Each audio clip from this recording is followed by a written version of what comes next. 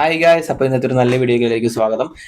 ഈ video specially for Ratan Tata ഫാൻസിന് വേണ്ടിയിട്ടുള്ളത്. ശരിക്കും ഞാനും ഒരു ടാറ്റ ഫാൻസ് തന്നെയാണ്. മെയിനായിട്ട് ടാറ്റയുടെ വണ്ടിയൊക്കെ നമുക്ക് 91 തൊട്ട് തന്നെ ആ സമയത്തൊക്കെ തന്നെ പുള്ളി വേറെ ലെവലായിട്ട് പുറത്തിറക്കിയിട്ടുണ്ടായിരുന്നു. അതുകൊണ്ടാണ് കുറെ മാറ്റങ്ങൾ നമ്മുടെ ഇന്ത്യയിൽ വന്നതെന്ന് തന്നെ എനിക്ക് പറയാം, ഉറപ്പായിട്ടും പറയാം. അന്നൊന്നും ടാറ്റയുടെ വണ്ടി അല്ലാതെ വേറെ വണ്ടി ഇവിടെ അധികമായിട്ട് ഓടി നമ്മൾ കണ്ടിട്ടൊന്നുമില്ല. ഒട്ടുമിക്ക ലോറികളാണെങ്കിലും കാര്യങ്ങളാണെങ്കിലും ഇന്ത്യയുടെ മെയിൻ മാറ്റങ്ങൾ വരുത്തിയത് ടാറ്റ ഒരു ബിസിനസ് മൈൻഡും ആ ഒരു കണ്ടുപിടുത്തങ്ങളോടൊക്കെ തന്നെയാണ്. അപ്പൊ ആ പുള്ളി മരണത്തിന് ശേഷം തന്റെ ജീവനക്കാർക്ക് ഏതൊക്കെ ജീവനക്കാരാണെന്ന് ഡീറ്റെയിൽസ് ഒക്കെ ഇപ്പൊ പറയാം.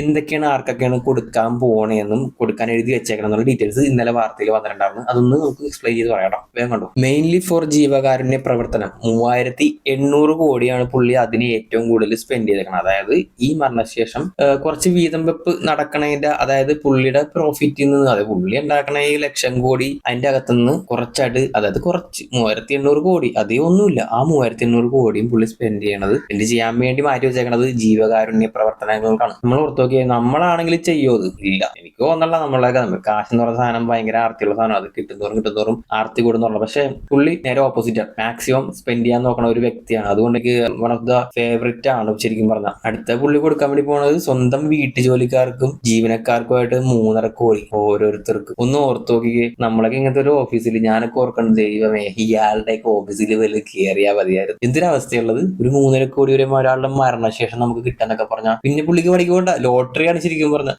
പുള്ളിക്കൊരു വളർത്തുനായ ഉണ്ടായിരുന്നു, ടിറ്റോ. അതിന് 12 ലക്ഷം.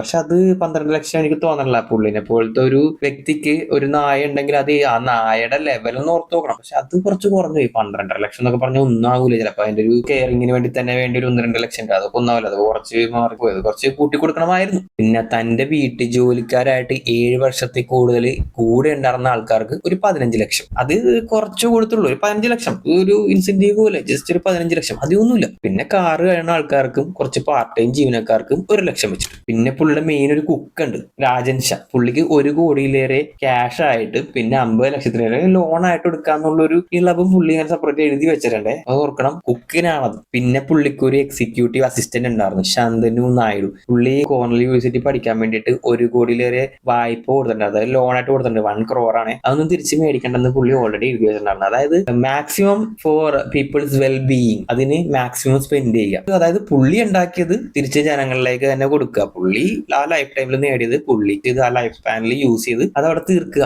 ആ ഒരു നല്ലൊരു ഉദ്ദേശം മാത്രമേ പുള്ളിക്കുള്ളൂ കേട്ടോ. കൊള്ളാം. പിന്നെ നമ്മള് വലിയ വലിയ സെലിബ്രിറ്റീസ് ഒക്കെ ചെയ്യണം കണ്ടിട്ടുണ്ടാവും. കുറേ ഉടുപ്പും കുറേ പ്രസിദ്ധിയൊക്കെ ആയിക്കഴിഞ്ഞ സമയത്ത് അവരവരുടെ കുറച്ച് ഉടുപ്പുകൾ എടുത്തിട്ട് വിൽക്കുന്നത് ലേലത്തിൽ വെച്ച് പിന്നെ കാശുണ്ടാക്കി അവർ കൂട്ടടിക്കും. പക്ഷെ ഇത് നേരെ തിരിച്ചാണ്. പുള്ളിയുടെ വാർഡ്രോബിലുള്ള ഡ്രസ്സൊക്കെ എടുത്തിട്ട് അത് സാമ്പത്തിക ബുദ്ധിമുട്ട് അനുഭവിക്കുന്ന ആൾക്കാർക്ക് കൊടുക്കുക. കൊള്ളാം എന്തായാലും പരിപാടി. അടുത്ത കുറച്ച് ടെറർ ഐറ്റം ഉണ്ടാ. മെഹലി മിസ്ത്രിക്ക് അലിബാഗിലെ ബംഗ്ലാവും 3 തോക്കുകളും. ആ തോക്ക് വലിയ പീരങ്കിയാണ്, ചെറിയ കുഞ്ഞു തോക്കാണെന്ന് നമുക്കറിയാൻ പാടില്ല. അതിന്റെ ഡീറ്റെയിൽസ് ഒന്നും പുറത്തു വിട്ടിട്ടില്ല. അതൊക്കെ കുറച്ച് കോൺഫിഡൻഷ്യലാണ്. പിന്നെ അർദ്ധ സഹോദരിമാർക്കും കുടുംബാംഗങ്ങൾക്കും കുറച്ച് ആസ്തികളൊക്കെ എഴുതി വെച്ചിട്ടുണ്ട്.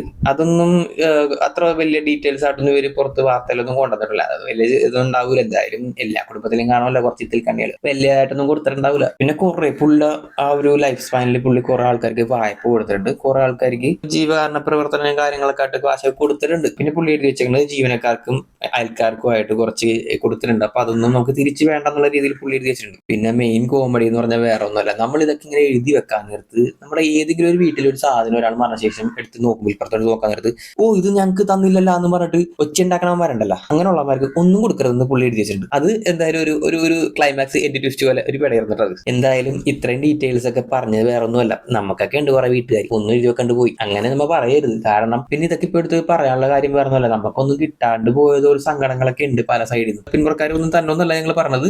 തന്നില്ലെങ്കിൽ കുഴപ്പമില്ല. We are happy. We are 2 കൈ ആൻഡ് 2 കാല് പണിയെടുത്ത് ജീവിച്ചോളാം. പിന്നെ അതൊന്നും പ്രശ്നമില്ല.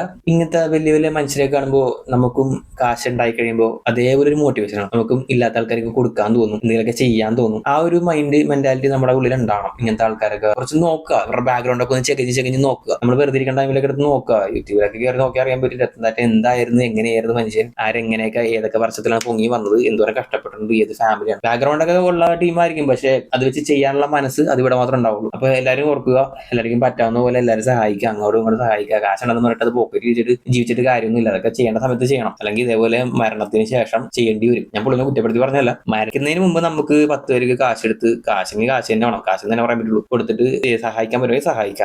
അതിൻ്റെ ഇതുപോലെ മരിച്ചതിന് ശേഷം ഞാൻ എഴുതി വെച്ചിട്ടുണ്ട് കേട്ടോ എന്ന് പറഞ്ഞിട്ട് ആ എഴുതി വെച്ച ഡീറ്റെയിൽസ് ഇവിടെ പുറത്ത് വന്നുകൊണ്ടിട്ടുള്ള ഡീറ്റെയിൽസ് മുക്കിക്കളഞ്ഞ അത് ആ വഴി പോകും. ഇത്ര വല്ല ടാറ്റയാണ് ഉരുളണമെങ്കിൽ കാര്യമില്ല. അപ്പൊ അതുകൊണ്ട് ബൈ, അടുത്ത വീഡിയോയിൽ ഞാൻ വേറെ എക്സ്ക്ലൂസീവ് ഡീറ്റെയിൽസ് ആയിട്ട് വരാം കേട്ടോ. നമുക്കെല്ലാം കുത്തിപ്പോക്കാം.